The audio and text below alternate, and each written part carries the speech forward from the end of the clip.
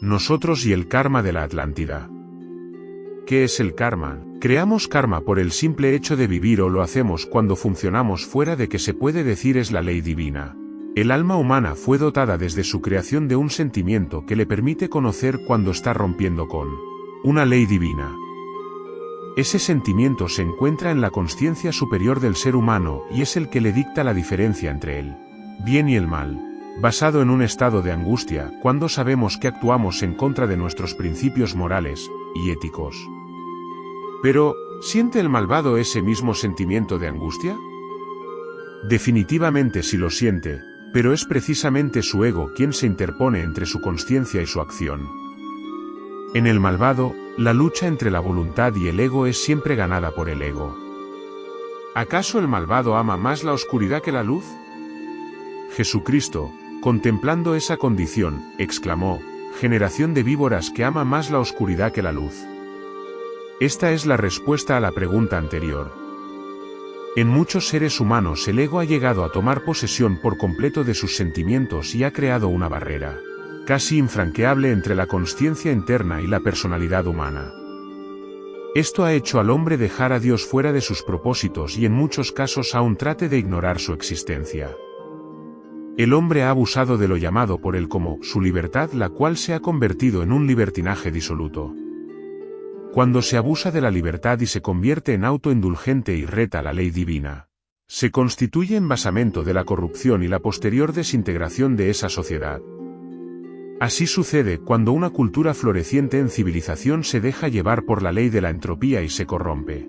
La entropía, una ley física, dice que cuando un mecanismo o sistema se pone en funcionamiento, primeramente llega a una fase de desarrollo tope, a continuación declina y tiende a autodestruirse. Aunque esta ley aplique para determinados equipos mecánicos, por ejemplo el motor de un automóvil, en el ser humano no necesariamente ocurre igual, pues el hombre, mediante su libre albedrío, es capaz de vencer todas las leyes valederas en otros sistemas. Lo que aquí decimos quizás pueda parecer a algunos como exagerado, pero después de analizar todo el material recogido en este libro, debe comprenderse que el ser humano es la creación máxima de Dios, por lo cual aún la astrología no determina su destino, sino solo ofrece un cuadro representativo de las condiciones que el mismo ser humano ha venido propiciando desde el principio de su existencia, no solamente ya en el planeta Tierra, sino desde su creación como alma e, incluso, desde sus primeros pensamientos. Nuestras actitudes negativas provienen de nuestras encarnaciones anteriores. Cuando en el instante presente nos encontramos en situaciones difíciles de nuestra existencia, es necesario hacer una introspección y meditar y ver si esas situaciones tienen su origen en condiciones karmáticas, funcionando en nosotros de una manera crónica. Después de esa evaluación, debemos tomar decisiones dirigidas a cambiar las tendencias negativas, las cuales indudablemente provienen de vidas anteriores. Todo lo llamado por nosotros como nuestro carácter está compuesto de la suma de lo que ha sido la interpretación de las experiencias vividas durante todas nuestras vidas anteriores. Una de las características más notables de aquellos con encamaciones en la Atlántida es la tendencia a ser extremistas, y como parte de esa misma tendencia, sobresalir sobre los demás. Cuando lo hacen de una manera positiva, son verdaderos líderes del bien, pero cuando lo hacen de manera negativa, llegan a los extremos para enredar todas las cosas y las llevan a una situación caótica. A estas últimas personas no les importa el grado del daño causado a los demás, ni tampoco tienen escrúpulos en cuanto a los medios a utilizar para lograr sus propósitos. Solamente les interesa lograr sus objetivos, dirigidos casi siempre a alcanzar alguna forma de poder que los encumbra. Por lo general, estos individuos fueron magos negros en la Atlántida y algunos de ellos, a nivel internacional, incluyen entidades como un Napoleón, un Hitler, un Mussolini o un Fidel Castro, todos ejemplos de lo sido y actualmente aún son hijos de Belial, quienes solamente han cambiado de escenario, pero ni siquiera de tiempo, pues sus naturalezas los conducirán a esa forma de actuación mientras existan seres que los sigan. Esta clase de entidades se autoexterminarán finalmente como personalidades, y sus almas regresarán a la fuente de su existencia. Detrás de todo esto se esconde un gran misterio el cual podría ser tema de otro libro. No importa que en vidas pasadas en la Atlántida hayamos estado del lado de los hijos de la ley del Uno o del lado de los hijos de Belial, el ser humano siempre tiene la oportunidad de recobrar el camino que lo conduce al bien y al Padre. No olvidemos jamás la parábola del hijo pródigo. Para lograr un cambio, sin embargo, es necesario llevar a cabo una sincera retrospección de nuestra vida. A esta forma de retrospección también le hemos llamado entrar en un estado de contemplación en el cual podamos observamos a nosotros mismos sin ningún tipo de prejuicio o tendencia a favorecemos ni a juzgamos. Y sobre todo, sin dejar caer la responsabilidad de nuestros actos sobre otros, sino estar abiertos a una sincera aceptación de vemos como somos. De aquí sale el antiguo lema que se encontraba sobre el oráculo de Delfos: hombre, conócete a ti mismo. En la Atlántida se quebrantaron muchas leyes divinas y se cometieron muchas barbaridades. Y en muchos casos fuimos nosotros los participantes en todo este proceso. Si analizamos que el llamado karma tiene dos tipos de causas, una por acción errada y la otra, por omisión. En esta segunda forma también podemos agregar por permisividad, es decir, permanecer pasivos mientras otros cometen ante nuestra presencia actos abusivos, deshonestos y deleznables. ¿Qué hace a un hombre permanecer pasivo ante una crueldad? El temor. Y el temor es una de las más bajas manifestaciones del ego humano. Cuando el ser humano no ha abandonado la presencia de Dios, el temor no existe. Las causas que originaron la destrucción final.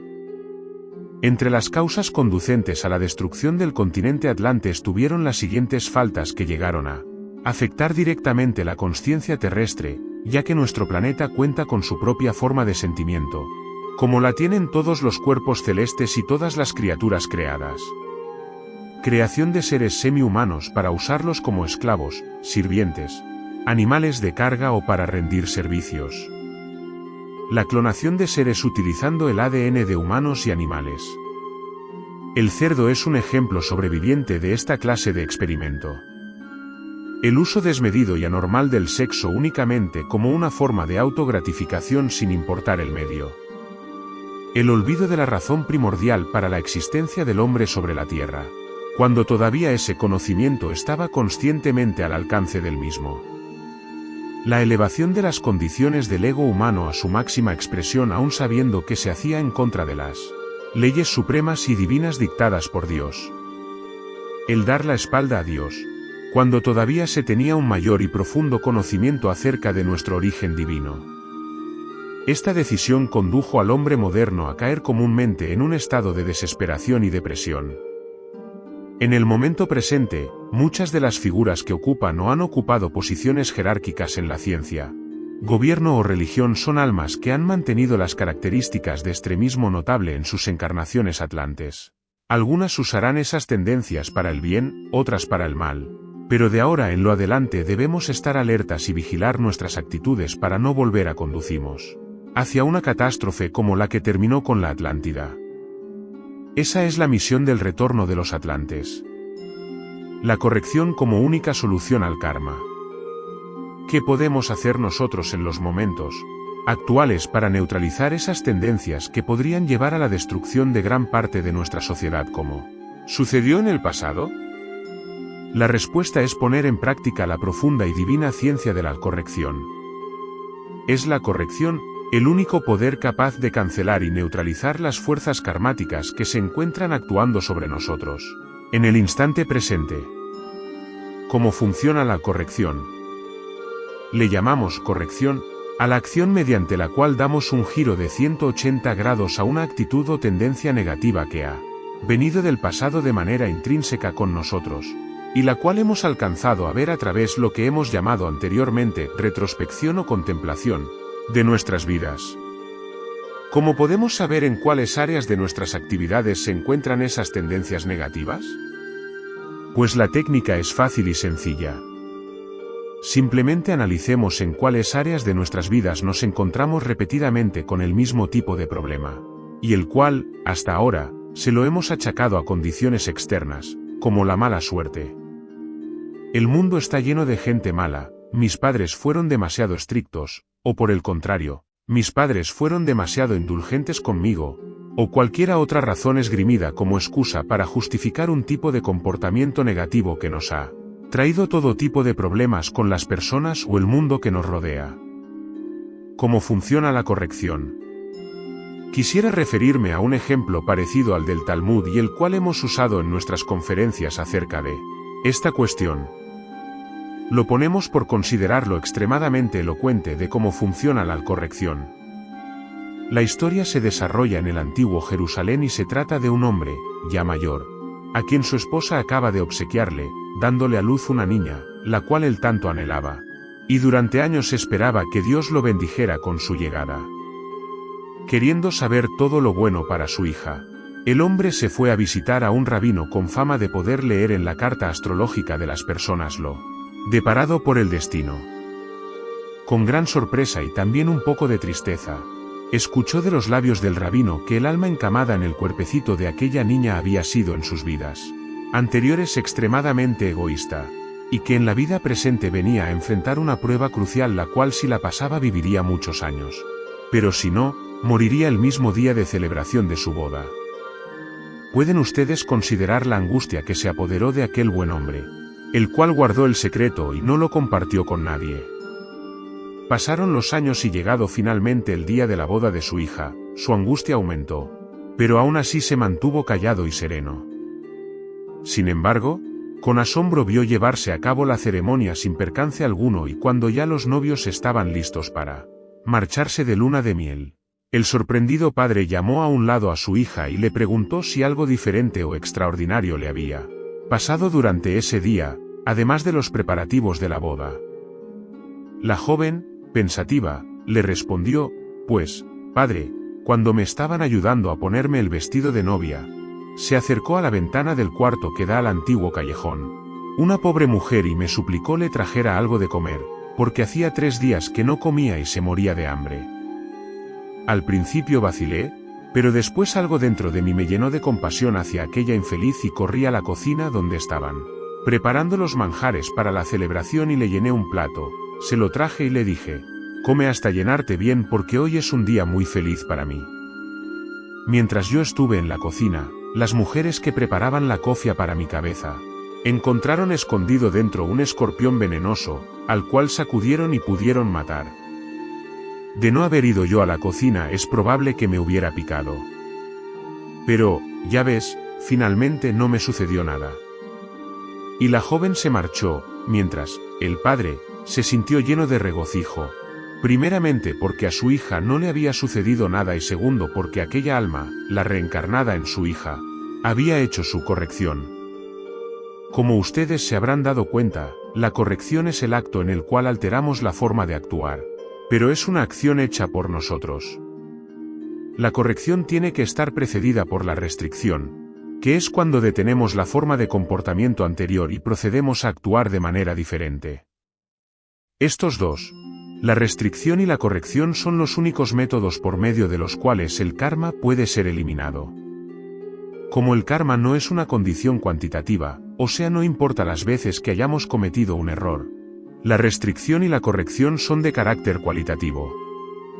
Es decir, las mismas borran cuántas veces se haya cometido el error y lo hacen de una vez y por todas. La restricción y la corrección no solamente borran la condición karmática, sino que nos coloca en un mundo paralelo al anterior, pero diferente, pues al haberse eliminado un karma, el cual iba a tener consecuencias o efectos posteriores, estos últimos quedan eliminados y por lo tanto el destino de la persona cambia positivamente. Cuando la persona, al darse cuenta de su condición, comienza a llevar a cabo estas acciones consecutivamente, borra por completo cualquier serie de condiciones que la ley de causa y efecto, como destino, le hubiera podido tener deparado. Suscríbete para más contenido.